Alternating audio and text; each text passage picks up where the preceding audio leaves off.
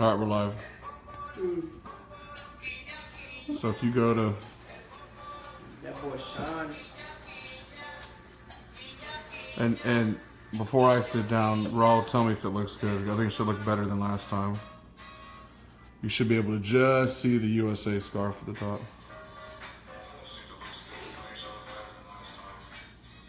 See, that's what I'm saying. Huh?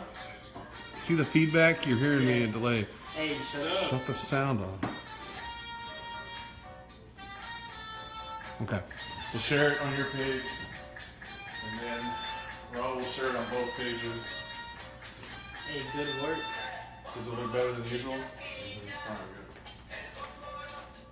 good. Is that song about kidnapping? So I share it?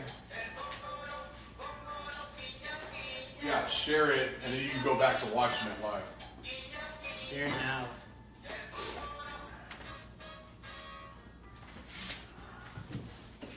Let's see what time we got. Almost. I'm gonna go get a water coach. Yep. Yeah.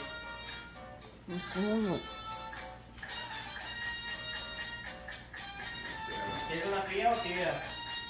Yeah. Bien? Should I play the Tigres national song? I love the delay because it just showed him walking there, and now he's already back.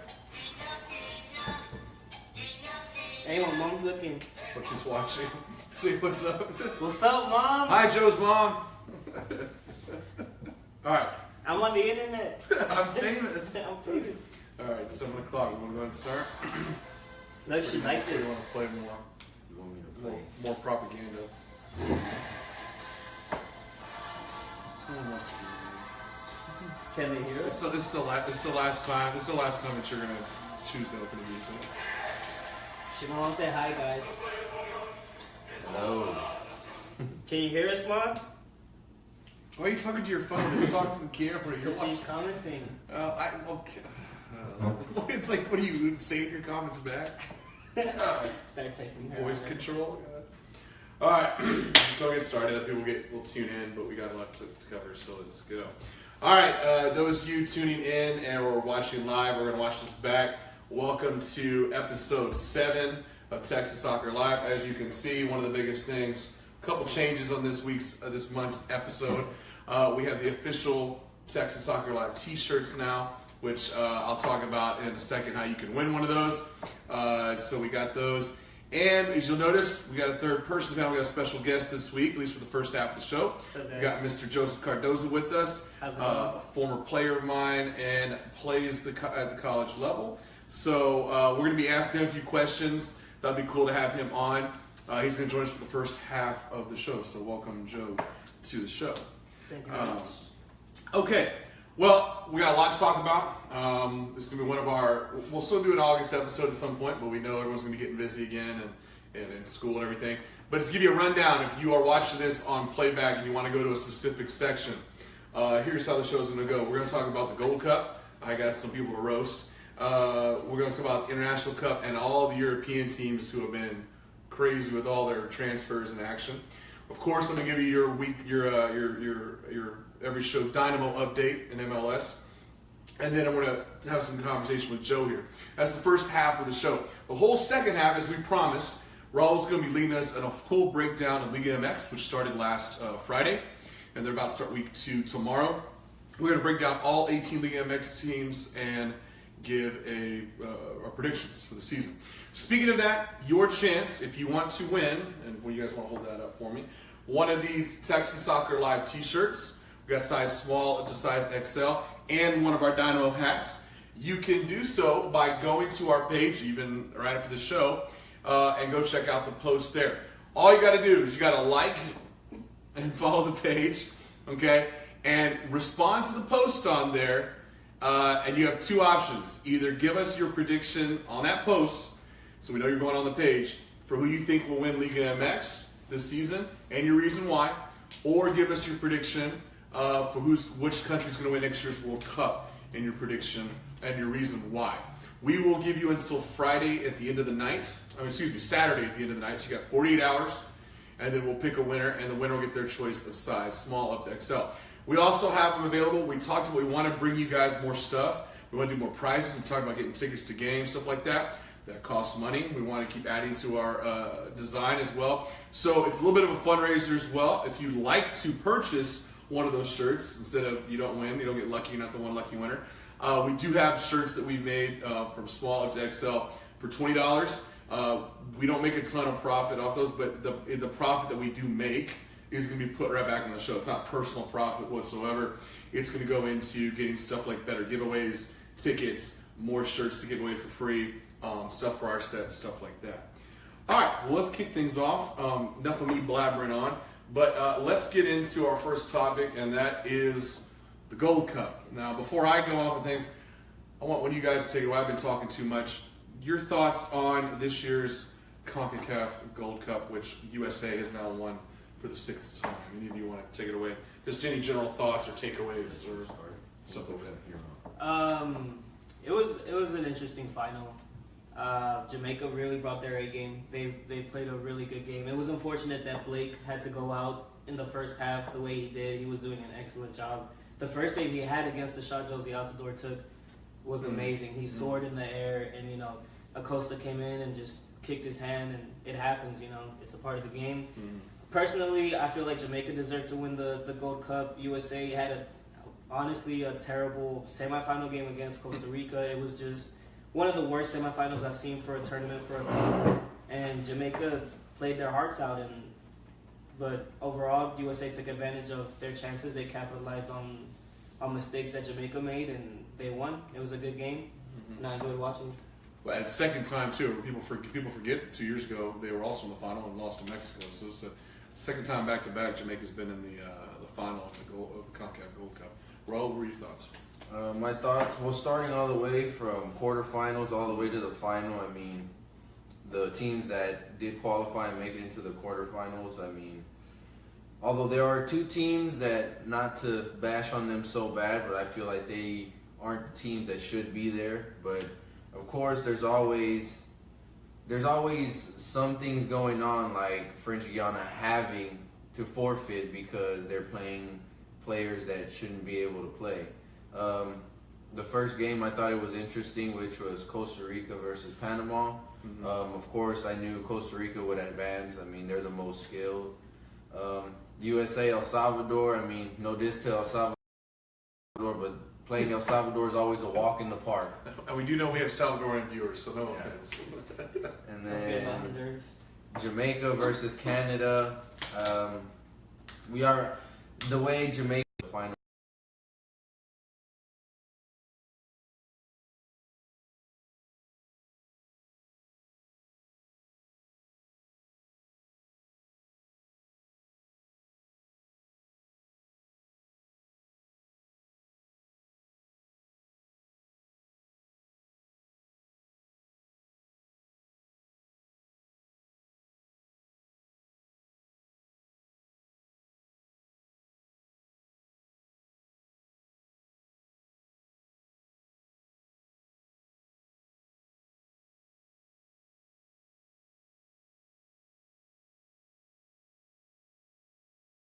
They made some changes that I did not agree with their roster, but I think that they got together and they said, you know what, we can do this, we can make it to the final, we just got to get it together.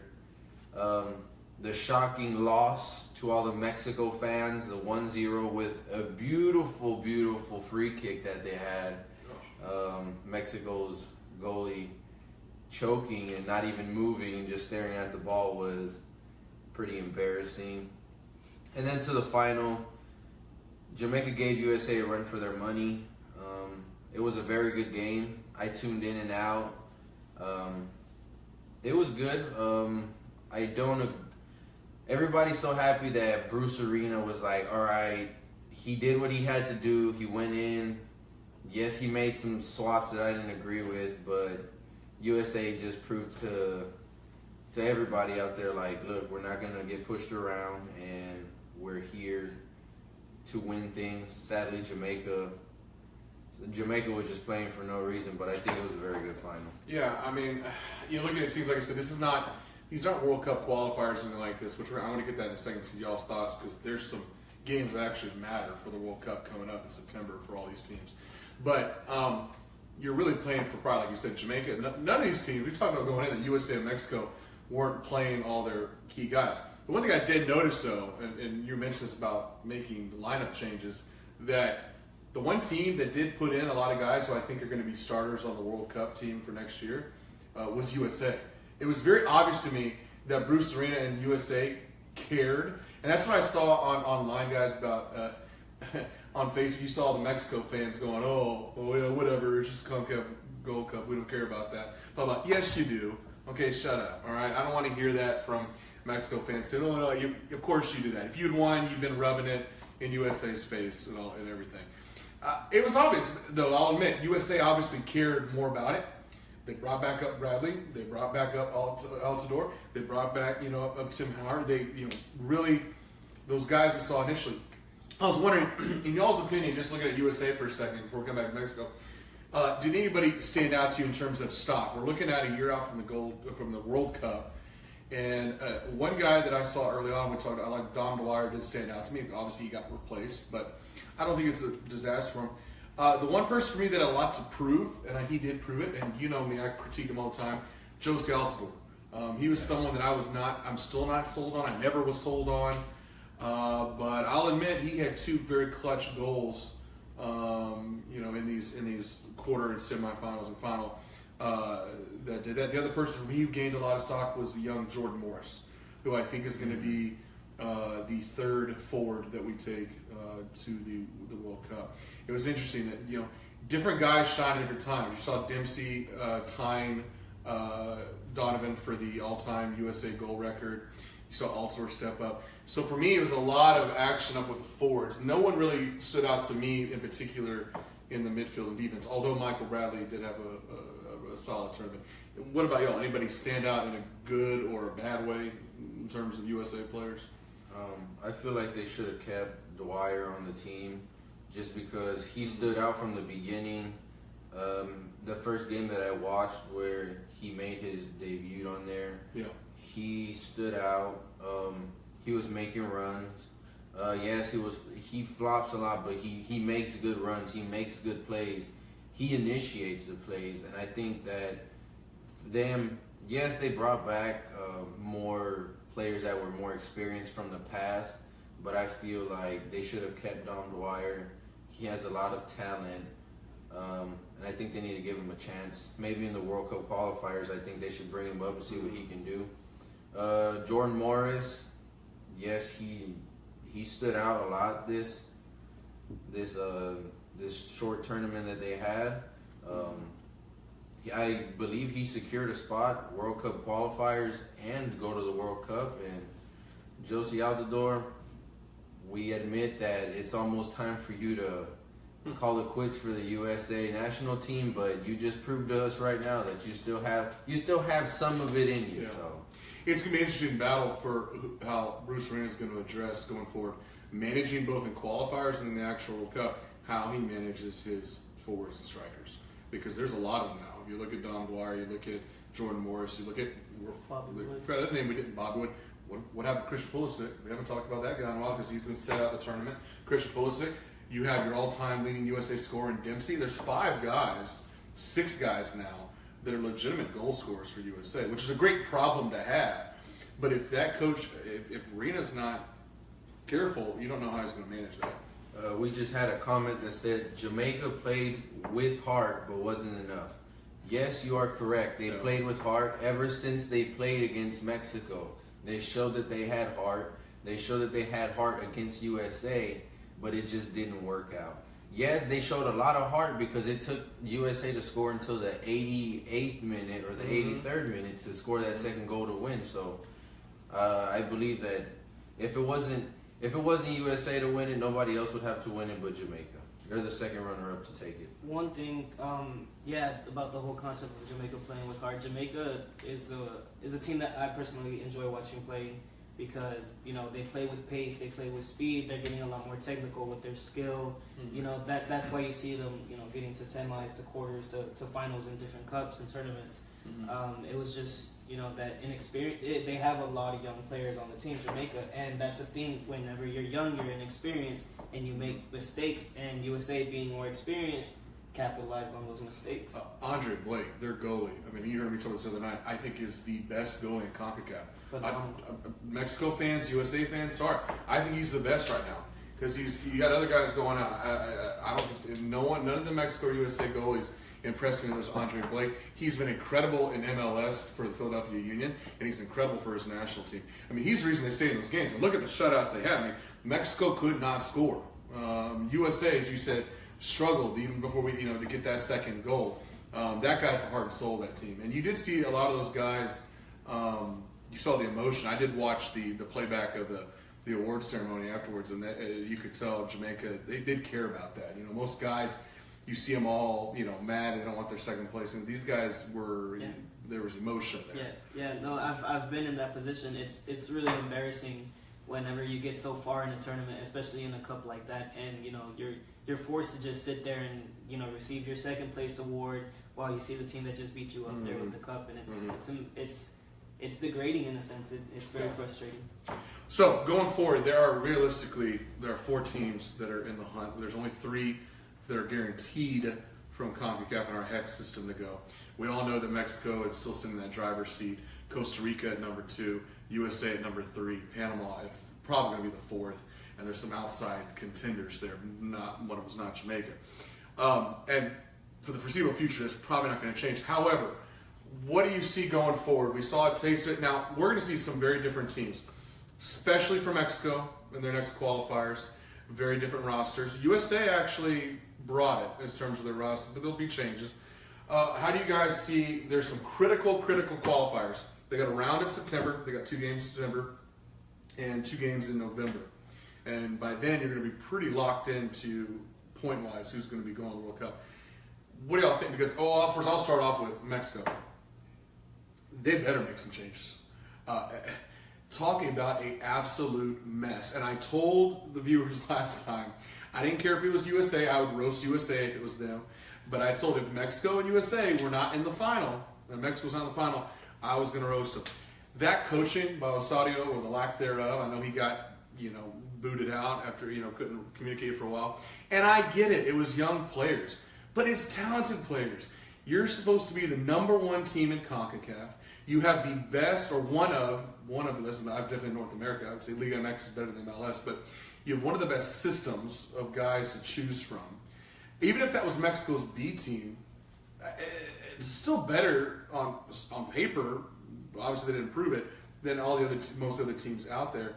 I don't know what it is about Mexico when it comes to big tournaments. You can tell me they didn't care because they cared.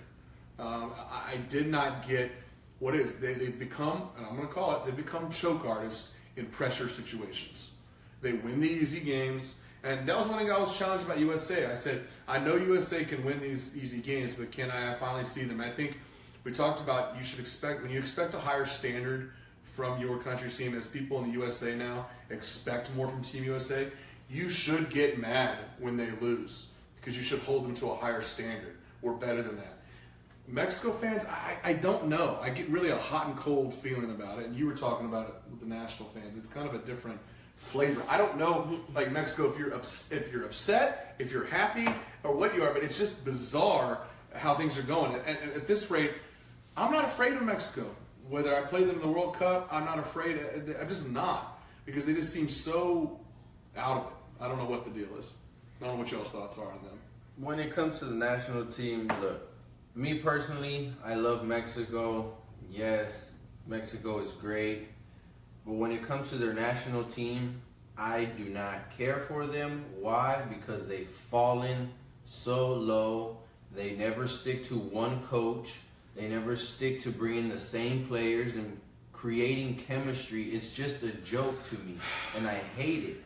Talent, but no chemistry. We've seen that before. There's so much talent. Honestly, the only reasons I sometimes watch the Mexican national team is because there's most of it that's made out of Tigres players, and I follow them everywhere. But even then, it's like I don't really watch it. Why? Because the coaches, with the exception of one or two coaches, the rest of them are jokes. When they Like, as soon as the Osorio landed back in Mexico, he got bashed with insults. That's what happened. That's why I don't care to watch them, because the Mexican fans, they love you to a certain point, and then they just bash you. That's one thing I joke about with my family and friends, that I noticed that Mexico has some of the most disloyal fans, where 1 minute they'll be there, you're in the semifinal, but then you lose, and like people leave the stadium early when they see they're losing the game, and it's like 2-1. People just like they abandon the team. Which is embarrassing. How many Mexican fans did you have back in 2014 after that Brazil-Mexico game? Memo Ochoa is being put on, up in churches practically and worship, and every Mexico fans are like, we're unstoppable, we're gonna win the World Cup, and then a week later everyone's like, we suck, screw that guy, screw everybody. It's like, I do agree that, I mean, me personally, if it wasn't for the Confederations Cup, if Mexico would have used some of the players that they used then for the Copa Oro, they would have made a big difference. Because you have a goalie. I mean, I really don't care for him, but you have a goalie like Memo Ochoa who does stand out. You have forwards you have midfielders like Javier Aquino who have speed. But same to your point, Confederations Cup, they were a disaster there too. They were a disaster, but you're a disaster against top teams like Germany and. But Germany's B team. I just feel like they're not going all in. They're trying to we're kind of half doing it here, and we'll kind of do it here. Yeah, I agree. They brought their A team to Russia, but was that really the A team? Is what I'm saying is that the coaching with Osorio and others, the team they're putting together. Like going back to your point about the coaches, I don't think they're putting together the right teams. Do I think that the list of players who put in the Confederations Cup for Russia, I thought on paper those are the most talented Mexican players. However, I don't think that was the best Mexican team. I think there was guys that played at this Gold Cup who should have taken spots of guys on that Confederations Cup, and I guarantee you they would have. I'm not saying they would have won the Confederations Cup. They would have looked a lot better and a lot more cohesive. So one of the issues I think it goes back to for Mexico, there's not a talent issue. For the longest time in the USA, it was a talent issue. For both USA and Mexico, but now glaringly Mexico, it's not talent issues. It's how do you use what you got? How do you coach it? Personnel. We just talked about USA. They're going to have to figure out how to manage. They got 6 quality strikers. How do you manage that? You can't play 6 strikers at once. To go back to that USA point you were making and comparing the systems, one thing that stood out to me from the USA were players, much more talented players such as Nagbe and Acosta. The USA has always been a team that focuses itself on being physical on the field. But now you're seeing talented, technical skill players such as Nagbe, Acosta, Villafan, players like that just come on, and you see the difference. You see the different playing style and how they're able to compete. Like, Jamaica's a physical team, and the USA players were getting pushed and shoved out there like rag dolls. Yeah. But you saw players like Nagbe, you saw players like Acosta, and Josie Altidore came out with a few skills and a few great shots from a distance, and you notice that. And I think the USA is improving a little bit more as to the type of team that they're trying to put together. Exactly, and then they're taking steps for that because I might hear Mexico fans going, "Oh, we don't care that the Gold Cup didn't count towards the." You're right. Everything counts. Exactly, because guess what? The USA team now that's going to play in the qualifiers in September, they're going to be a better team. You know why? Because they just played this whole tournament together. Mm-hmm. They played together. Because what team's going to go? We don't know. The Mexico team that's going to show up for qualifiers in September is going to be some hodgepodge thing that's going to take guys that are in the Confederations Cup team. Because of the pressure from the Mexican press, which can be brutal, they're going to change guys around. You're probably a coach. Osario's going to get canned at some point, and so you have no stability, cohesion. And unless you play together nonstop, you guys know this as former players, you can't just slap someone in there who's talented, but if it doesn't buy into the system, if they don't buy into each other, you're wasting your time. The only way for Mexico, in order to improve, is you're going to pick players, but you're going to pick the best players that you think fit the position. You're going to pick your starting 11, and you're going to pick the best players to carry with you to have on the bench, if anything. Mm-hmm. And what you need to do is you need to find your coach. Your key coach, even though he might start off rough in the beginning, but this is why you have 4 years to set up for a World Cup. Yeah. You have Copa Oro. that's like a 2-week tournament. That helps build chemistry. Until they do that and keep the same coach, Mexico's national team will keep looking like a joke. Yeah. It won't change. Okay, well, yeah, like I said, we can go on and on about that. I think we'll get more to when we get to qualifiers. We'll talk more about these teams because we'll see what the heck roster they put together. Let's kind of shift gears and speaking of a continent right now that's not having any trouble with players or teams or chemistry, and that's Europe. And we've seen recently there's been some interesting. The International Cup is it's not competitive. It's basically a preseason tour that they invite 15 of the top European clubs to come to. We have the Miami Clasico on Saturday with Real Madrid and Barcelona. But there's been some interesting games. You guys, I don't know if you've been able to take in a few. We had Manchester City and Man U here at NRG, which got a decent crowd. I was able to see. There's actually been some quality games. I've been surprised for a preseason. And yes, some of the big stars aren't playing. You don't see Messi out there. You don't see Ronaldo, but Neymar's out there. Suarez. All these guys are out there. You got Pogba. You got Lukaku. You have all the players. It's been impressive. They're players that may not be viewed as like the Ronaldos and the Messis of Europe, but they are some very good players. Because for you to actually see Pogba in front of you and play, and you see Lukaku, and it's just something that's really nice to see, because that's something you don't see every weekend or almost every day like they do in Europe.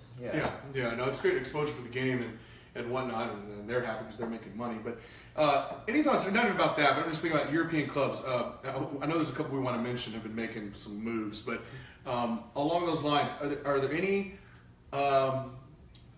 either leagues in Europe or specific teams that you guys are looking forward to? Because we're only, a couple months away from less than that, from all the European leagues starting up again. I'll let y'all go. I got a couple teams in mind that I'm looking forward to watching. But are there any that, based off their offseason moves, based on just your personal, I know some of you guys, I know Joe, I know you're a Barcelona fan, that you're looking forward to, and why are you looking forward to them this upcoming season? A few teams that I know have been making a lot of moves. Mostly because of what I've heard around Milan, AC Milan. I can't wait to see what they bring to Serie A this season, because they've been making big moves. Little players, but that have a huge impact on the field. It's not going to be like, Ronaldo or Messi who went to AC Milan, but they're bringing quality players. Barcelona, a lot of stuff going on in Barcelona right now that I'm very excited to see what goes on. There's a big debate, like with Neymar and the transfer rumors about him moving to PSG or not. It's either him moving to PSG, acquiring a lot of money, beginning his own legacy, or staying with Barcelona, staying with MSN, and continuing that attacking trio that just dominates everything. What would you do if you were Neymar?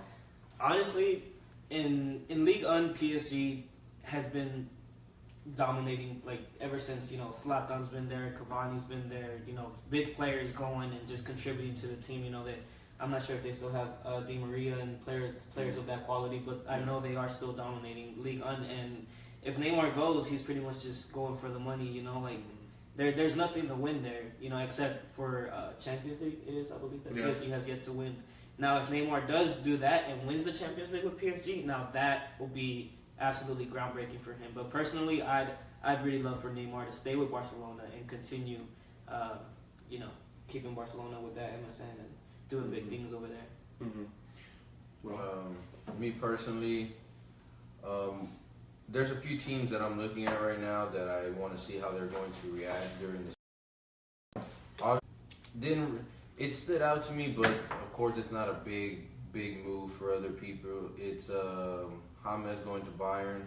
I want to see if he's going to be able to play. He'll be able to play, but I want to see if he'll make an impact on Bayern and make them even stronger. That's what I want to look at. Because James, after seeing him in that World Cup in Brazil, it was just this kid. He obviously got noticed by Real Madrid, and then you see him on the bench at the Champions League final. Yeah, it just doesn't make sense. I would really like to see how Juventus comes in after they won the title in their league, but they lost in Champions League. So I'd like to see how they react, because they have also lost some players. A few guys. They've lost a few players. And the other Italian teams, like you mentioned, AC Milan, not just them, the other teams haven't been sitting around. They're not sitting on their Oh, butts definitely not. waiting on them. That league can all of a sudden become competitive because I watched them last year, and it was pretty much Juventus, Roma, and then everybody else. It's interesting to see what's going to happen there. I'd really like to see if Wayne Rooney can make something happen for Everton but this is how you know it's coming to an end for Wayne Rooney. He went back to the team he started with, and normally when you do that, it's time to retire because he's been playing for a while. He did come out his first game, although I know a friendly, and had a very impressive goal. I mean, he still has it. Yeah. He can still play. I'll just piggyback off that. The Premier League is what I want to see because these teams, with the exception of La Liga, there's no league that's spending as much money. And Premier League teams, first of all, they're going to have more in the Champions League this time. Remember last time, all they had was Leicester, City. They have much more teams that are going to be in it this time. They have spent, I mean, you look at all the transfers. Man U's gone after people. Chelsea's not laying idle. City on their defense. City, the Spurs. I mean, all these guys have been going after, and Everton, West Ham's picked up some guys. I want to see out of all the spending frenzy and the moves, the shuffles, who emerges. Are we going to see some shuffle in the top four, or is it just going to be Chelsea's league to lose again? Because that's what it was. By mid-season, it was like, okay, no one's beating Chelsea. Same way in the German league. It was like midway, no one's beating Bayern. I mean, yeah, Dortmund may compete and Leipzig, but it's like, we know who's going to end up first. Premier League's going to be a little interesting to me. I want to see who does that. And they keep drawing in talent from these other leagues.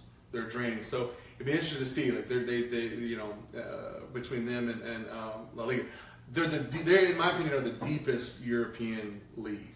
You watch La Liga. It's like, okay, once you get past about 4 teams, most people can't even name the other teams. Once you get past that, Germany, Bundesliga.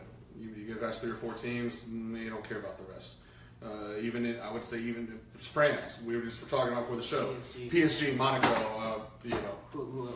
Yeah. Olympic Lyon. That's about it. That's about it.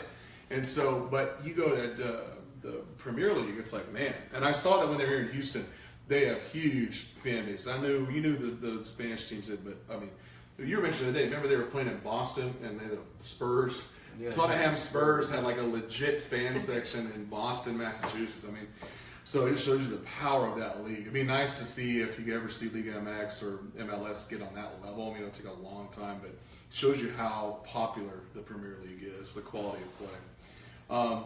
Any other thoughts on Europe? I want to kind of turn the table here and do a quick Dynamo update, but any thoughts on any other moves you saw in Europe, stuff like that? Well, I was going to refer more back to your comment about Wayne Rooney and about how his coming of age for, what is normally known as the ages of retirement. There are a lot of players that are now above 30 years of age in soccer that is, retirement age.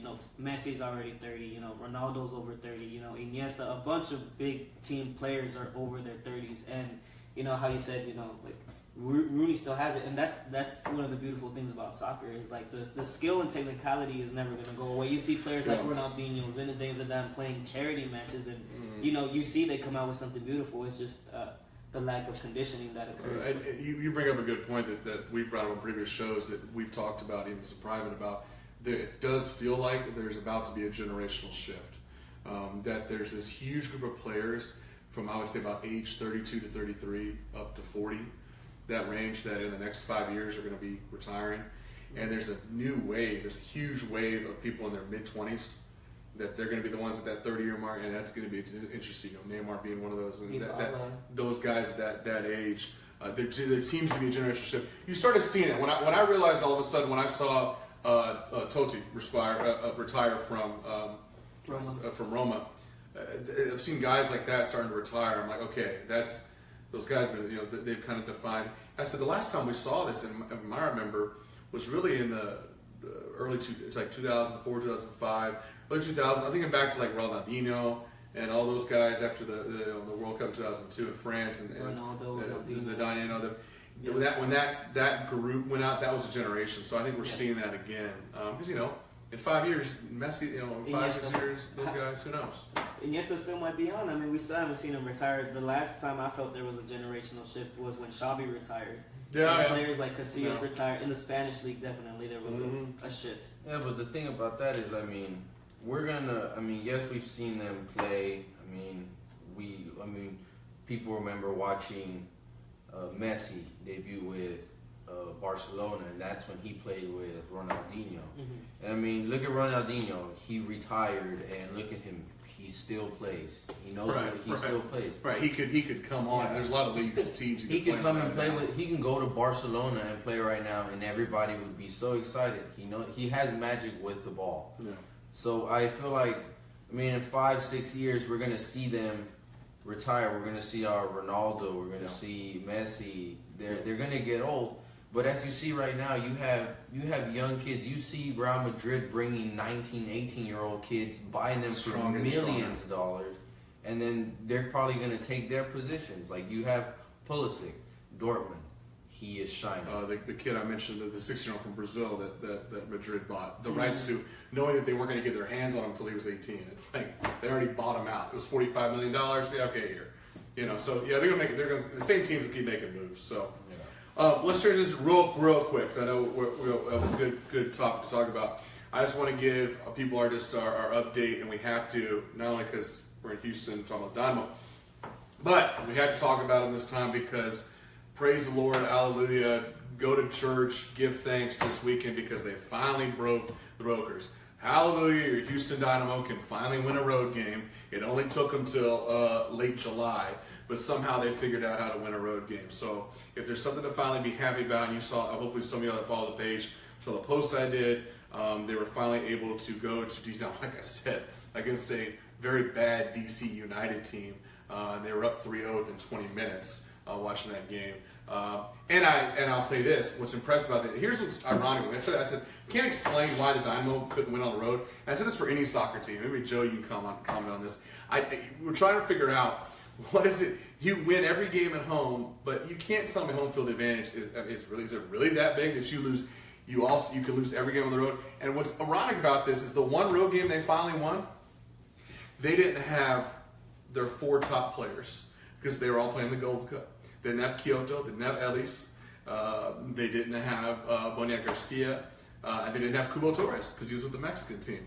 And so they didn't have their top 3 goal scorers for the season. They go on the road, and that's when they finally win a game. I mean, I don't know how you experience. I know, Joe, you put on a lot of teams. Roy, you put on teams. This has been the question I feel like with the Dynamo. Every time I do the Dynamo update, it's like, why is this team so Jekyll and Hyde? At home, they are calm, collected, on fire, scoring goals. On the road, discombobulated, mess. And against good teams and bad teams, we saw how frustrating it was. The Colorado Rapid destroyed them. They managed to get a tie against last place in Minnesota United. I mean, it's like, what? They couldn't even score a goal up there. Speaking about your own experiences and maybe what you've seen or haven't seen, sure. Well, how do we explain this? I mean, I really can't, as a fan, I can't understand it. Me personally, I think on top of the fact that the Dynamo season schedule is not really fair because they have more away than home. Yeah. I don't think it's right. But I think that would be a bit more challenging and uplifting for them because you're more away, and then if you come back home with a winning record, I think that'd be better. But what I feel like is, yes, Dynamo right now is making a few moves with some young players that they're trying to bring in. And then the internet, like the Copa Oro, they lost players to Honduras, Panama, Mexico. Yes, it's kind of hard to do, especially when you win games at home and then you play away games, then you have to bring on fresh legs. It's just kind of difficult. But to me, the way I see it is, it's not really like the situation with Mexico. It's just that they still need to build chemistry. And good thing that this tournament is over because now they get the players that they sent out and they're getting like 1 or 2 new players. So now they get to build that chemistry. So what I feel like is if they build it for weeks and then going into like the playoffs or whatever, if they make it, I feel like if they do make it, they'll be stronger. Why? But this is what they have to do now. With that road curse that they just beat, I believe that the next game that they play, they need to play with that same team. Why? Because the chemistry will still be there. And that next game is this Saturday against the 4th ranked right behind them, Portland Timbers, which we all know the history with Dynamo and Portland. It's not ever been an easy battle for them.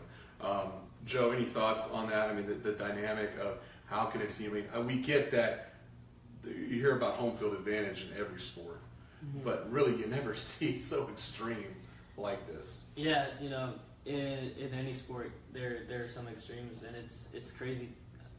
Sometimes just being on the road is very nerve wracking, and you get the jitters, you get nervous, you just kind of freeze up. You know, you're so used to seeing your supporters all around you, and then you see a different show, and it's but to be that extreme, it's a little outrageous. I'll agree with that, but yeah, I mean.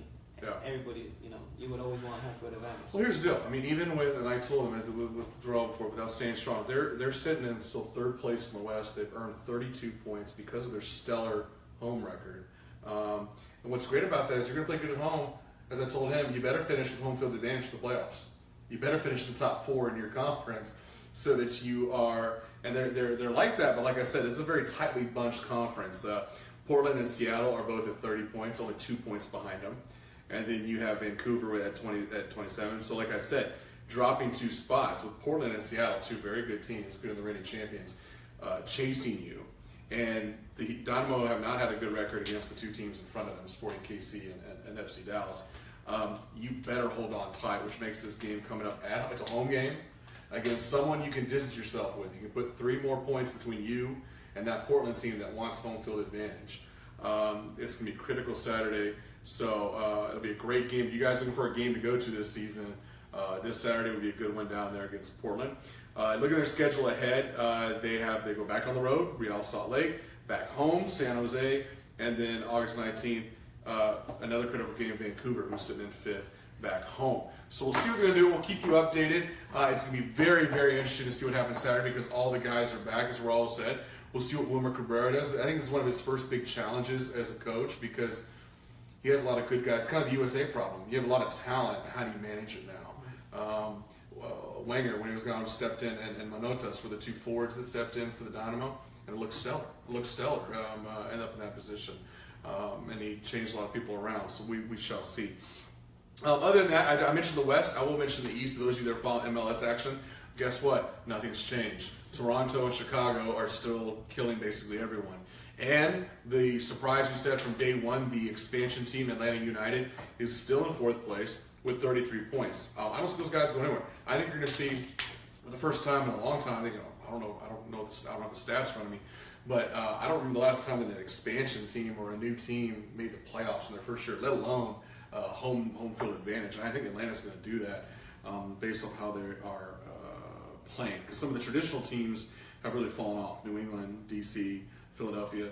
Now we'll see. Some of those teams had some, like Philadelphia's getting Andre Blake. They're getting their goalie back. So we'll be interested to see how that goes. But what's cool is the MLS got two more games. They'll be at the 2/3 mark. 2 more games. We'll be down to the final 10 games. And so people forget that the MLS, obviously is the only league that's on a schedule like this. So the games are going to get more intense. They're going to matter more, especially when summer comes to an end. We get that fall season. And speaking of seasons changing, that's what I wanted to just kind of briefly, Joe, before we let you go, and I appreciate you coming on today. If you want to I want to kind of get your experience. You played for me. You're now playing at the collegiate level. How would you just tell everybody? I know you've been playing at a club there, but you're trying to be on the whole team. Kind of just give people your experience. I think what I'm really asking is, first of all, tell them where you're going, what you're doing, everything. But I think my main question, and I like to hear about, and I like for the viewers to hear about, and we're very curious about, is you went from most of your life here in Houston, Texas, playing soccer here with the guys in the soccer culture here. We always talk about the show how soccer pervades culture. It's a part of so much. But then you go up to, of all places, middle of the tundra in Minnesota. And I'm very curious because a lot of people here, our viewers, probably have never been to Minnesota, let alone, and they just got an expansion MLS team, so obviously the sport's growing there. I'm very just curious about your experience growing up and everything, soccer here versus your experiences with soccer there. So, kind of just kind of give me your general thoughts. Yeah, so growing up playing in Houston, here in Texas, I played for a club before I played for high school. And one of the interesting things, it's just in I go to Carleton College in Northfield, Minnesota. And one thing about that is that, when you're there for college and you're playing soccer there, it's a very isolated type of thing unless you're on varsity, traveling to different states, as opposed to here where I played for a club where we went to different tournaments. And I don't know if it's just because we're in the South and closer to like South American countries and Central American countries where we played in tournaments, where we played teams from Mexico, Brazil, the International Pepsi Cup that we played in one time, traveling Texas up to Oklahoma, San Marcos, Texas, different parts. I know you're obviously you're on high school, you're on campus, you're obviously taking classes, you're high school, and you don't know as much. But from does it feel like to you that is there any sort of, because when they said there was going to be an expansion MLS team in Minnesota, I was just like, what? It's kind of like when people talk about a hockey team here. Some people say it'll work really great. Some people are like, you're an idiot. I'm wondering, like, is there a soccer culture there? I mean, I don't know. Yeah, that was when I first heard about that Minnesota United team. I was kind of shocked. I was like, wait, they're making a new team here, and the stadium isn't too far from where I'm at, and it's very interesting. The people that do play soccer, there is a soccer culture there, but it's a very limited soccer culture. It's not here where you can connect to many people on a personal, and that might just be because I'm isolated to being on campus, but. There's definitely more of a soccer culture down here in the South than up in the North where I'm staying, or Midwest. I have a question. Well, playing soccer down here, obviously there's more culture. I mean, you have a big team like Dynamo. You have so many Mexican national fans. You also have USA national fans. And we played in high school. I mean, we were former teammates. Ed, I mean, half of the team that you played with can agree that you were one of the few that had a lot of talent. Going up to a school where they're known for their academics. And when you hear about Minnesota, it's like soccer, it's questionable. You don't know if it's big there or not. So my thing is since you go there and you play soccer there, have you run into some kids that are very passionate about soccer like you are? Or have you run into somebody that has very, very good talent there? I've ran into many talented players, and the surprising thing is, like, many of them are from different states. They're not from. I was about to say they're out. Is it out? Talented players, it's not as competitive as I would like. It's D3, MIAC, which is a completely different, like, from the NCAA and stuff like that. But as for talent, there's talent. There's people that are skilled. There's people that have vision. There's people that play more physical. People that play with more speed. But it's definitely a lot different. But most of the talent I've seen comes from like different parts. It's more southern, more that sort. I've seen people that are as passionate, if not more passionate. They take way more things seriously, like such as their diet. They do their. But like a lot of the kids there, since it is kind of like a D3 school, except for like. Ultimate is their D1 sport, and it's like you tell that to a Texan person, and they're like, "What's ultimate?" And it's a white people frisbee game. But there a lot of the kids that I see, like there's friends that I know that they do track and soccer or football and soccer. It's not really like one concrete thing. It's like spread out through more, and that could just be because it's D3 MIAC. It could be because there's a need for different. Well, and I also wonder, you look at one of the challenges to, I think, the sport of soccer here in Texas is other sports. So, like, we all know that football is king in Texas.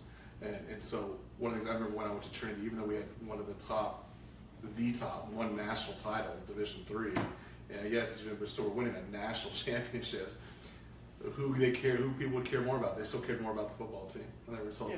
And so I wonder, probably Minnesota, I mean, you got a culture up there, probably a big hockey culture up there, probably, other sports, or other indoor sports, as the cold place, basketball, so I know it's a big thing.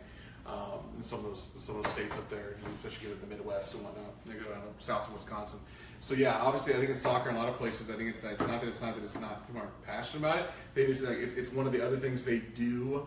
They've just been doing other stuff longer, and so it's interesting because I don't imagine there's, like you said, playing on a club here since a young age. I doubt there's some big youth system in Minnesota for soccer. I'm sure there's something, but I'm sure it's not like as easy to access like it is here.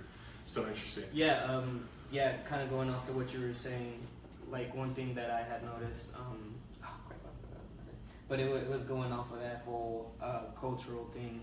And like down here in the South, Texas, especially here in Texas, Houston Texans, best team in Texas. There was a big football culture here in Texas, and then the U.S. started to slowly introduce soccer, bringing in cups and tournaments, and I think that's just what more of the because there's been more exposure, and with more exposure, more and more people start to like it, but I feel like it's definitely an exposure factor that goes into it. Yeah. What was that comment? Really white people frisbee game. Yeah, I was there. Have you gotten involved with the number one ultimate game up in Minnesota? Oh, that's good. Well, awesome. Well, I appreciate it. I look forward to, as we said before, how things go. I know you're going back soon in a few weeks. And their season's in the fall, correct? Or yeah, the season's in the fall. Preseason training is in the spring. Winter, it's just non-existent. It's all indoor. It's too cold. Yeah, it's hella cold. I figured there that soccer had to be played in the fall. They had to play before winter time. Well, like I said, keep us updated. We'd like to keep it on the page. Bro, you got any last? Also, we know that you're really passionate about soccer. I say, since it's not a big culture up there, I say you go and try out for the Minnesota team. Enter one of their tryouts, because you never know. You could stand out, and we might end up seeing you play against the Dynamo. Well, there we go. So, and if the Dynamo go up there and play, it'll probably be in a win for Minnesota. Sorry, I had to take that shot. Anyways, Joe, we appreciate it. Yeah, for Come sure. on. Joe's going to be joining us again, hopefully, when he's back in the fall. Okay, well, appreciate it. Let's move on to our final topic. I know, Joe, if you want to stick around, you can. If not, it's up to you. But we're going to talk about Raul. It's going to be your show here. Liga MX, we promised y'all that Raul's favorite topic. And brace yourselves. This is why, if I could leave like Joe right now, I would, because I know what team we're about to talk about nonstop, and Raul's going to be all happy. So hey, scoot over a little bit here. Let's move that chair over.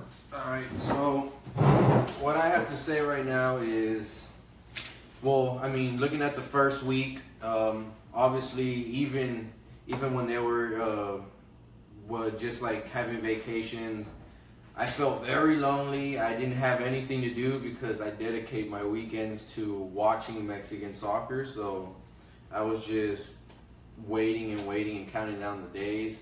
And finally, the weekend came to when the season started. The one team that I look forward to every year is my Tigres, which opened up with a 5-0 win. I could not be happier. That made my weekend. A 5-0 win like that is just... yes, it is against Puebla, but then again, I'd expect maybe a 2-0, 3-0, but you come out, you open up the season, a brand new lineup, which I think is going to dominate this league with a 5-0. I'm happy with my team right now. Although for him, they played on Friday. They had to play against the team that made it into the playoffs against the team that we let in the playoffs. Yeah. Remember that. If you ever want to remember back to our playoff special, Monarcas got in because we let them score 2 goals. So, but we couldn't be mad because that goal kept America and Pachuca out of the playoffs. At the end of the day, I want to preface anything by saying, and I'm going to take my every show shot at you Club America fans. Let's not forget you didn't make the playoffs. Let's not forget that you're currently already in 13th place, that you lost your first game already. You've picked up where you left off. Way to go, Club America. You still suck. With that in mind, our thought was we wanted to go, some teams more than others, obviously. Yeah. Some were interesting, some we could kind of skim over.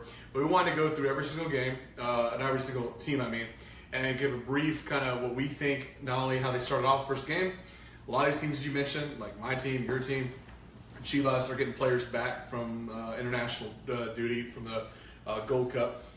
But go through, give our thoughts, and we'll end this. I know you have a couple questions you wanted to ask and predictions, but let's go in. Let's start with your Tigres. I will say this as a rival fan, they picked up where they left off. As I mentioned to you before, I feel like with Mexican soccer having 2 seasons, you're playing really year round, and like most people, when they get to the end of a season over, momentum over, okay, then we start building up again for the next season. Mexican soccer, and this Tigres is a perfect example of that. They are still riding the wave that they were riding. They rode. People forget they won a championship, then they were in a final again. Then they had a crazy good summer with title wins and whatnot. And so I see them still riding that wave. Now, my big question to Raul was that are they going to ride this wave for years, or is this kind of a flash in the pan? And is it going to come? Like I said, can they manage success? And that's my biggest question. Right now, even as a rival, I think Tigres can manage success. They have insane depth, as we'll talk about with other teams, because they're able to give guys away practically. And I don't see anyone challenging. I'll get to one of your questions. I will predict them to win this season's final to start. I'm saying that as a rival fan. It pains me to say that, but I do not see anyone right now who's going to stop these guys. So, any other comments you want to make about your beloved Tigres? I mean, I'm the type of person that I'm going to tell you if Tigres is bad, if they're making bad moves, and I'm just going to admit it because it's better to admit it than to say that, oh, we're still doing good, oh, we're still the best team. That's just not how I am. I'm going to call them out for their mistakes. Right now, Tuca made changes to the lineup. He changed it to 4-4-3. I feel like we got back some players that came back from the Confederations, and that helped us out. We are getting back players from the Copa Oro. So, I mean, I want to see how they're going to be able to translate those players into the lineup we have now. Because with the lineup that we have now, I am pretty happy with it. But like he said, just looking at it, we basically go out with 6 forwards and 4 defenders. I am very happy with that. And like he said, it's going to be hard to come across a team that's going to be able to stop them. Even though it is early in the season, I mean, I understand that they're going to have to build up and they can study, but they're just very strong right now. Were they home in that first game or no? They were home. They were home. Okay, so they go on the road. I just want to give people, we're going to do this for each team. The next 3 games, you'll see them against Santos on Sunday, the first road game. They'll come back home against Querétaro, and then they'll play Pachuca, which I think will be their first legit challenging game on the road. On August 12th. So, and for those of you that love rivalry games like we do, we unfortunately have to wait until the last game of the season to see the Clásico between Rayados and Tigres. And we both agreed that by that point, I'll be shocked if we're fighting about playoff spots at that point. But don't worry, it's still going to be a big game. Get hyped. So, any other things before we move on? I want to move kind of some of these other ones. We'll move through quickly, but any thoughts on Tigres going forward? We can come back to those other questions if you want. No, I would just say keep an eye out for them because for the last 4 years they have been in 8 finals. I know people that have been with Tigres for when they had to wait 29 years for them to win their third championship. So I feel like to be able to witness this is something very great, especially for me because I wasn't there in the 70s or the 80s, but to be able to experience a team that they have now like this, and what I love about them is they're always bringing quality players. Yeah. We had one player debut his first game, he got a hat trick, so I can expect more from him. Next up on our list, a team that I've gone, their stock in my eyes have gone up immensely. Their team I liked watching towards the end of the last season was Atlas. Atlas came out with 3-0 victory to start the season against Leon, which, Leon's kind of a team on the decline. I get that. But they're another team that was pretty hot at the end of last season, has some good quality players. They are definitely a playoff pick for me. Even before watching that first game, they're a team that I would pick to repeat making the playoffs. I don't think it was a fluke last year for them going up there. So I think Atlas is going to be a team to watch. Their thing is, I want to see if they learned from last year because they did choke, obviously, playoffs, but high pressure games. They're gonna be one of those teams that are gonna win the games you expect them to win. The question is, can they get those more high pressure games when they face the more elite teams? How do they do? But overall, I see Atlas as a team that's started off well, where they left off. I don't see any reason why right now to say they're not going to make the playoffs. Just before you move real fast, they're going to play Pumas this week, Toluca, and Club America. So their first start of the season, we are going to see them against some quality teams to start. Well, I mean, Pumas just came from winning, so I feel like it would be a good challenge for them. But that game that I seen with Atlas, I feel like they picked off where they left off when they fell in the semifinals. I feel like they're back on the wave. You came out, your first game, you got 2-0. And I feel like they're just going to, from here on out, they're going to keep picking up.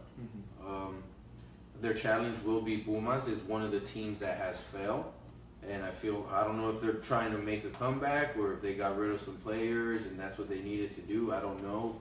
But I feel like this will be their first actual challenge. Two teams that are one team that's making a rise and one of the teams that needed to bring in players and pick themselves back up. And they won, so I just want to see how that's going to turn out for them. Next up, once you start this one, a team that I know I bashed quite a bit last year in both seasons, and they came out with a win to start against Tijuana. I'll give them against a former playoff team, although we don't think that highly of Tijuana either. But Cruz Azul, your thoughts? Cruz Azul. Joe's all happy in the background. Cruz Azul is, yeah. I mean, yes, it is too early to say they're going to be up there in the top 8 because they were not good last year. Not good. They were trying to make some improvements to the team. I don't think that they will qualify, but they will fall short by 1 or 2 points. They're not going to qualify. I don't put them in the top 8. You see them in the middle? I see them in the middle trying to make it, but it's just going to take them 1 or 2 more seasons in order to actually get back up there. Because they were up there at one point, but they just fell hard. Well, I'll be able to tell you if they're for real or not this Saturday because they're playing Chivas. And we'll see what they do. They'll be home because they started the season on the road, press a 2-0 win. Let's see if they're for real. They're going to play Chivas. They then have Leon, and then they have Toluca on August, so there's their first 3 games, and then Atlas. So not easy, but I'll be very impressed they come out. Like I said, it's too early to call. We're going to see. We'll see. Like I said, I know we have Cruz Azul's an interesting team because we talk about the legacy, and you talk about you didn't get to see Tigres play back in the 70s, 80s. I saw Joe back there, who's still here watching the show, pumping his fist, and Raul, who comments on our page and whatnot, reviewed us. I know he grew up. He's Salvadorian, but he just for whatever reason just loved Cruz Azul. It's one of those teams that has a history, and it's one of those teams that even though I don't cheer for them, you want them to see them good. I want to see them actually be good because I know how good it can be when they're playing against. It's just when you see those teams like in other sports, like I hate to see, even though I hate the Yankees in baseball, I still want to see them competitive because they're the Yankees. I want to play the best. I want to beat the best. That sort of mentality.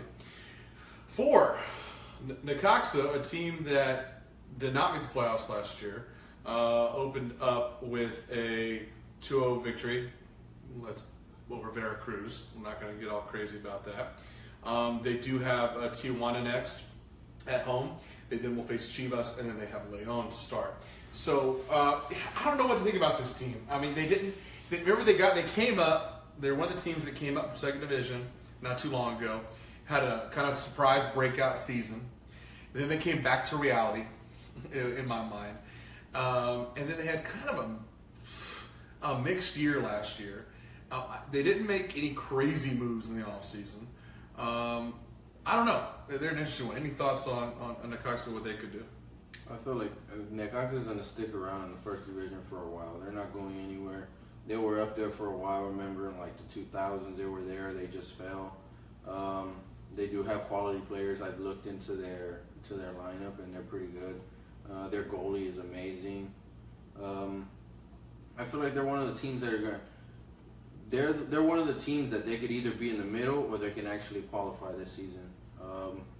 Maybe they'll probably make it barely, or they're actually going to secure a spot. But I feel like they're pretty good. I feel good about Necaxa this season. Next up, Querétaro is playing against the new team Lobos WAP this week. They are the team that defeated America in the first week 1-0. So thank you, fans, for giving Club America a loss. They will then go on to play Tigres in August 5th, and will then play Monarcas. So an interesting mix for them. They play a mix of high and low teams. I actually like what this team's doing, because I didn't think they were a middle of the road team last year. I think they made a couple moves that are helping them, and we'll see. I think the real test obviously will be when they play. I'm pretty confident they're going to win. Well, I'm not that confident, but I think they could win this week. You'll see how they stand up against y'all on August 5th. But an interesting team to watch. And it looks like he's one of those middle road teams. Can they make a push to finally sneak up into that 8? I don't know. I need a couple more weeks to tell on that. Well, I mean, I watched the Supercopa MX because that was before the Tigres game against Chivas. They beat America, and then following that week, they came back and started off the season, and they beat America again. Yeah. You just beat the so-called biggest team in Mexico, so my hat's off to you, because I mean that's very, very hard to do supposedly, but I feel like this season they're actually going to give a run for their money. I'm not going to say they're going to qualify. I feel like they'll be like Cruz Azul. They might fall short, but they're not going to be at the bottom of the table. They're going to be up there. Speaking of a team like Cruz Azul that's had a long, illustrious past, but has recently fallen, and I'm just going to put you straight up. Next one's Pumas. Are they back, or are we going to see more of the same? What do you think? I feel like the first couple games they're going to try and get in rhythm, but they will fall. They will fall. They got a tough start, by the way. I mean, they did win 1-0 for Pachuca. They have Atlas this week. Then it doesn't get easy. Then they have Club America, and then they have the Lobos WAP. So it's like they don't start the season off on the road. I will say this: if they get to that Lobos WAP game and they're 3-0, they have 9 points. Well, I might start taking these guys for real. But that was a team that we saw last year. Remember, we kept saying they kept falling and falling and falling. And it's like I said, sad to see a proud team like Pumas like that, but I don't know. Well, me personally, being a Tigres fan, every time we play Pumas, we slaughter them. Yeah. We slaughter them bad. It's just very embarrassing. They did lose some players this season. I don't know. They won. Maybe they needed to lose those players in order to get back in rhythm or something. But Pumas is just one of those teams that I feel like is going to fall again this season. I don't think they're going to be able to pick themselves back up unless they get like an amazing player. But I just don't see it right now. Yeah. Well, let's pick it up. Those are all the teams that got a win. They walked away with 3 points in week 1. Next set of teams that got ties, and we had a lot of ties the first week. The first one of those that have a tie was Santos. Tying 2-2 against Lobos, the new team, Lobos WAP. They play Tigres next, then Monarcas, and then Veracruz. So minus that Tigres game, should be on paper a pretty manageable start for them. Dos Santos, a team that's been consistently up there before, kind of a rocky start, but I feel like Santos is doing. They're not a strong team right now, but they always surprise you. Especially seeing them in the playoffs last season against Toluca, I think they were a pretty strong team. I don't know about this season because you went against a team that barely came up from the second division and you tied. Yes, you did score, but watching a team like Lobos WAP coming up, which I'm very iffy about them actually, but watching them, it's just, I'd expect you to go out there and actually win. That's what I expected from Santos. And playing Santos is always a challenge for Tigres, but that game did not look so challenging to me. So we'll see how it goes for us on Sunday, but I don't see Santos being up there this year. And speaking of Lobos WAP, it's the next team down. Everyone probably, if you're a fan of Mexican soccer, some of you are probably like trying to Google right now, who the heck is Lobos BUAP? But Lobos WAP is the team that did come up and take Chiapas' place. They are from Puebla, so just so you know, there's a second team now in Puebla. And they came out very impressively, 2-2. I know I'll let you take the mention who scored the goals for them, but I am impressed with the team because they did get some quality players to start, and they seem for real. So it's interesting. Personally, it's too early, but I do see the potential for Lobos WAP to maybe not have quite as high as Necaxa had when they came in, but I do see them. I don't see them finishing at the bottom. I do think they have enough. They have enough on the roster, in my opinion, right now. The limited all I've seen them as one game to finish in the middle. I think they could. A 10th, 11th place team, I could see them around there. They could surprise us. Your thoughts? I say this about Lobos WAP right now. I want you to mark my words. They will be up there. They will be up there. They picked up key players from Tigres that I would still like to have, but they basically borrowed them for a season. They have key players that will make a difference. You have the two brothers, Luis y Julian Quiñones, that were Tigres forwards. They went and they scored goals for them on their first game, especially coming up from the second division. Lobos WAP will not stop here. They will win. And I feel like depending on how their movement is and the way they play, I feel like when they play Tigres, it will basically be a Clásico for us because we're playing against players that were on our team, and they're going to give us a run for our money. Next up, the team that tied in their first week, Chivas, with 0-0 tie against Toluca. They have Cruz Azul next, they have Necaxa, and then they have Monterrey on August 12th. So the reigning champions start off with the 0-0 tie.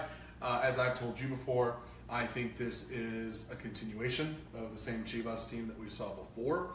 I think they're going to team that's going to have a lot of ties this year and low-scoring victories, 1-0, 2-1, stuff like that.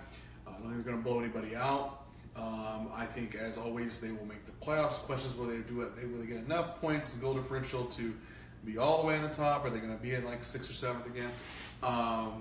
Like I said, they haven't done enough to say to me. I know they won, but they haven't done enough to me to say, oh, these guys are. Obviously, we're talking about Tigres being the team to beat, not Chivas. But they're going to be a good team. It's going to be a quality team. They're going to grind out. They're a grinding team.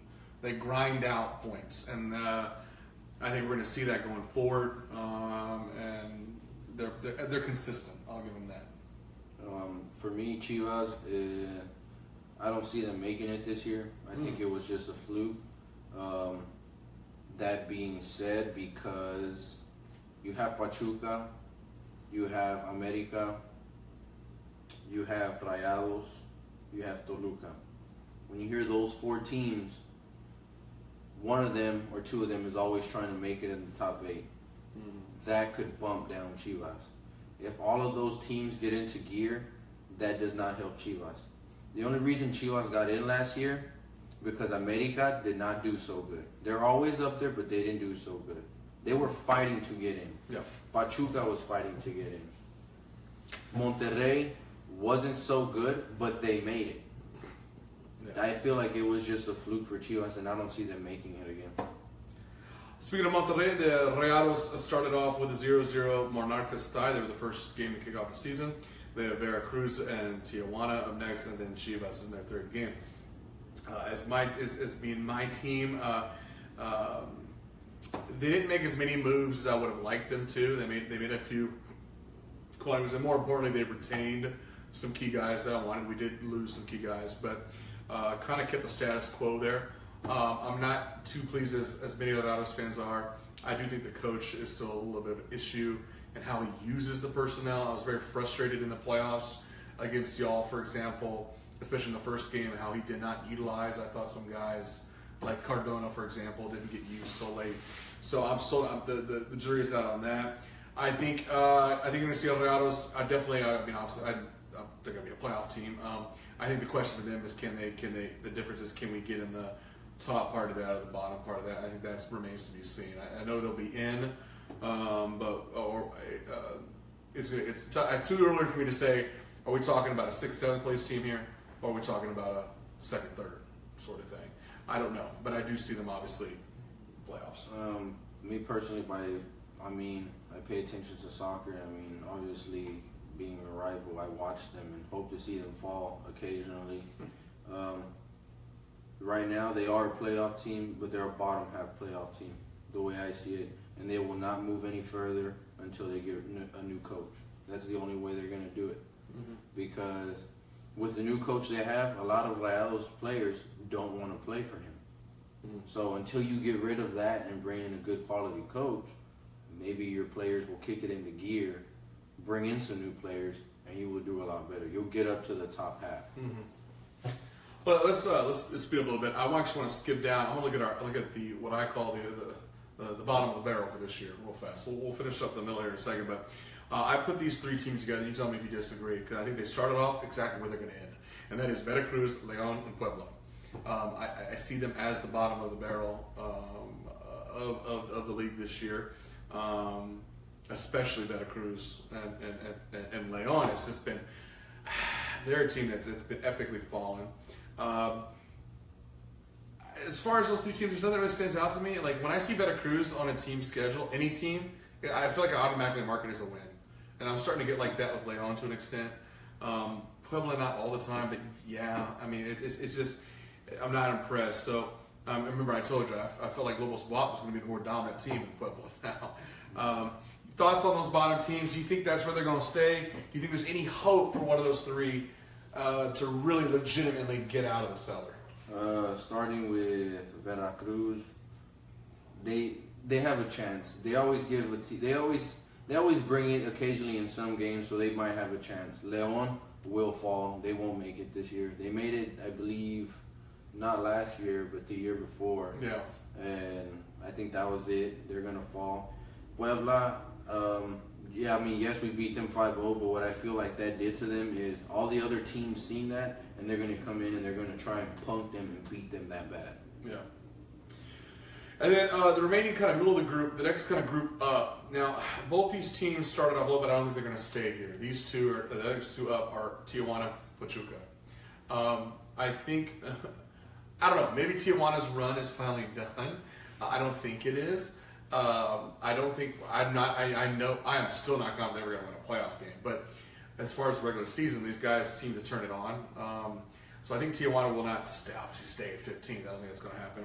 Same with Pachuca. Pachuca's one that's I want to keep a close eye on, in my opinion, the next 3 or 4 games. Because Pachuca is one of those ones you talk about in the equation that can really disrupt things. Really, think about it. They're ones that they've been kind of hanging around, and it's been interesting to see how they are going forward. To see how they're going to play. They're going to play America next. They have Lobos WAP, then they play Tigres. So, like I said, the next 3 games will really tell me who the heck Pachuca is. I think they're a dangerous team. I think they're going to be a playoff team. I think it was just kind of an unfortunate start. I mean, like I said, Pumas didn't kill them. It was 1-0. They were on the road. So let's see them at home against America and see how they do. I think Pachuca lost their key player. They lost Chucky Lozano. Yeah. He went to PSV. He was the main reason Pachuca would make it. But then again, also Pachuca is made out of young players. Normally what Pachuca does is they get young players and they build him up, and then eventually the older teams come in and they take the young players and then basically use them because they're talented. We did that with Jurgen Damm. He played with Pachuca. Now with Tigres has him. He is the fastest player on our team. He's like road runner. He's fast. So I feel like them losing their key player, I feel like I don't know if they'll be in the same situation as last year, fighting to get in. Okay. Another team that I kind of see like that is Toluca. I think they're a team that's going to make it up there. But they always have an interesting start. Usually, they are one of the teams. Them and Monarcas, the last two that I didn't mention, that did start with ties. Any thoughts on Toluca and Monarcas? Monarcas, I feel like they're going to be in the same situation, fighting to get in. Yeah. Toluca, after losing to, I believe was. Well, they started off. They lost to Chivas. They lost to Chivas in the playoffs. I know that. Yeah. But they did come back. They started the season with a tie against Chivas. So they came out. Their first game this past weekend was against Chivas. and they did time. Coming up, they do have Leon, Atlas, and Cruz Azul. They were on the road with that 0-0, so we're going to see them at home for 2 games. It'll be interesting to see how they respond. They're an interesting team to me because they were kind of one of those teams I was watching the playoffs last time. Like, hey, between them and Atlas, I'm like, can they be the surprise team, so to speak?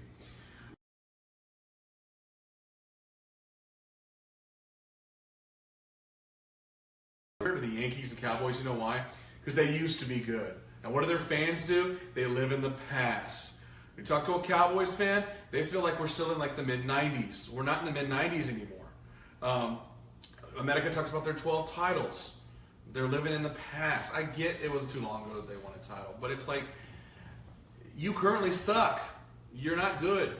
You didn't make the playoffs. You would have got bounced if you made the playoffs. You started off the season, looking terrible, discombobulated. Like I said, right now, they're in that back, they're definitely in the back half. I don't see them in the top half of the league right now. Yes, they have lots of money. Yes, they made moves. They have a very, obviously very a coach that everybody knows out there. I know your thoughts are, I want to hear your thoughts, but I'm going to end my part by saying, I'm sorry, I'm going to stick to my guns. Club America, I'm saying right now, here's a prediction for you, will not be in the playoffs. Just because I've always seen, paying attention to America is one thing that every team does because they hate them so much. Because, there's always controversy with them. The thing about America is their past coach broke their team completely. He got rid of players that they should have kept. Broke the system. Yeah. So, and then they got rid of him after they didn't qualify. You bring in... your old coach. They bring in Piojo, Miguel Herrera, and he's trying to bring in players from Tijuana.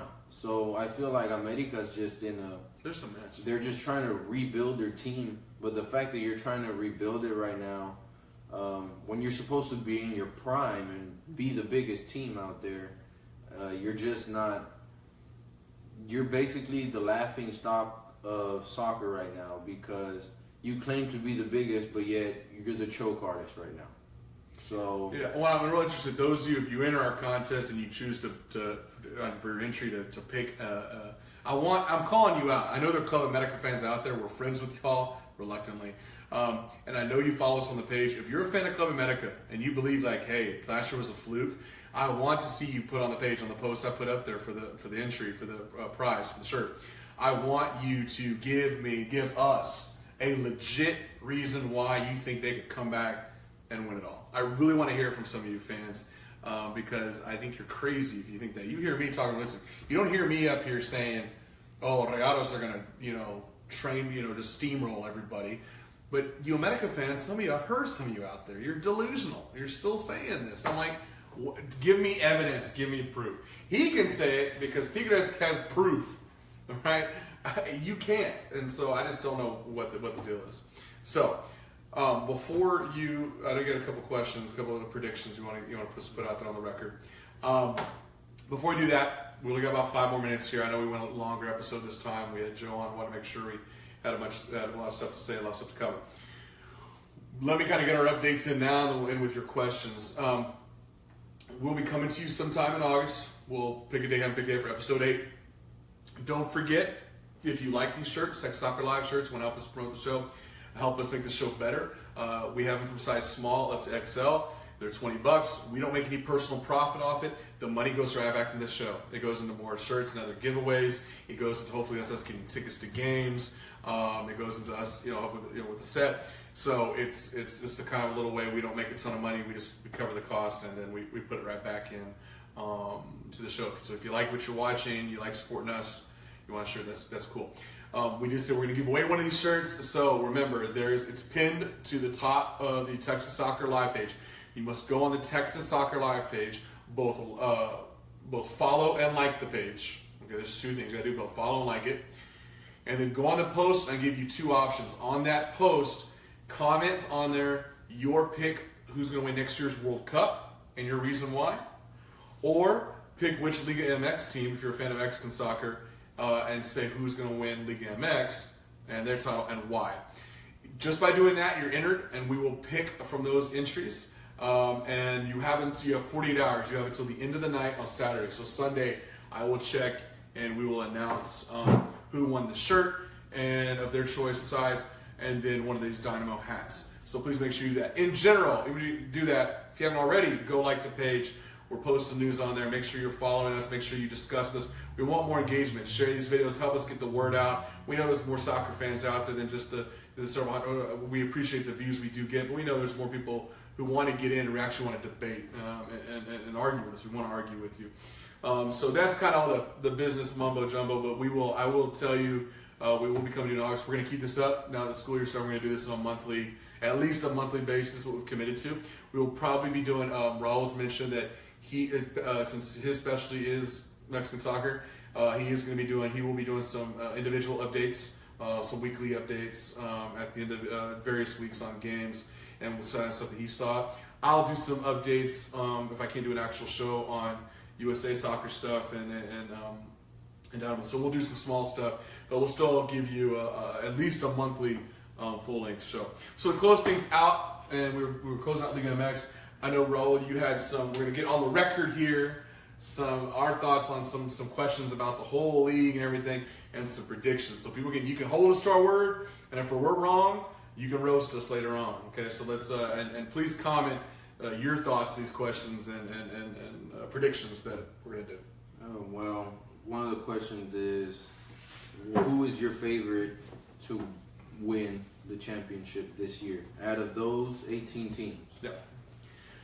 Pains me to say it, but I'll go on record as saying that my rival Tigres is the favorite to win the whole thing. Yeah, I picked, obviously, being my team, but on paper and stats, I am going to choose Tigres to win it all this year. The second question I have is, which team will be the letdown this season? That's a good one. It's going to be a disappointment. It's a tough question, like I said, because first I was going to say Club Medica, but I wasn't predicting to be good anyway. I think off-season wise, who's going to have an off-season? That's tough. I'll let you answer first on this one. I'm going to say the disappointment for this season will be America. Okay. I say that they're going to be the disappointment this year.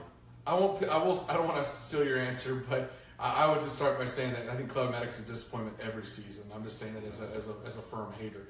I'm going to say Tijuana. I think Tijuana has had some lucky runs this past season. I think it's over. I think them being so dominant in the regular season and all this stuff, I think Tijuana kind of had a flash. They lost some players. They lost, it helped having a good coach there. I think Tijuana is going to be not the sort, but one of the major disappointments. And third and last question, which team will be the surprise this season? I'm going out right now and I'm going to say it's Lobos BUAP that will be the surprise team for this season. I would say that. I would agree with you on that for sure. The other team that I'll put in there that I think is going to be surprised is I'm going to say Cruz Azul, because I think they made a few moves, and I think they're going to perform at a much higher what most people expect of them. At least people who are not fans. I know we got people like Joe who think they're going to win a title or something, but I think they're going to win. Definitely better than last year, and I think Cruz Azul could be a playoff team because they made the right moves. They made the right moves for the right personnel, etc. So, well, good. So, guys, we appreciate you tuning in. We know it's a longer show. We went an hour and a half this time instead of an hour. We'd like to thank you all for tuning in. I know a lot of you watch this afterwards, so don't forget. Like I said, obviously watching by now, you're watching the end, but we have a lot of different things. So feel free to jump to the section that you want to cover. And remember, please go to the post to enter for the contest. There are specific directions, like and share the page, and there's a specific comment I want you to make on there. Once you make that comment and hit submit on there, you're entered into the drawing for one of our Texas Soccer Live shirts and hat. If you want to buy one, just reach out to us on the page or one of us directly and tell us you want to buy a shirt, $20, and we'll get you set up with one of our shirts. So appreciate it, guys. We'll be back to you in August. As always, please get on that page. Please share, and please join the discussion and debate. Appreciate y'all. Play the song.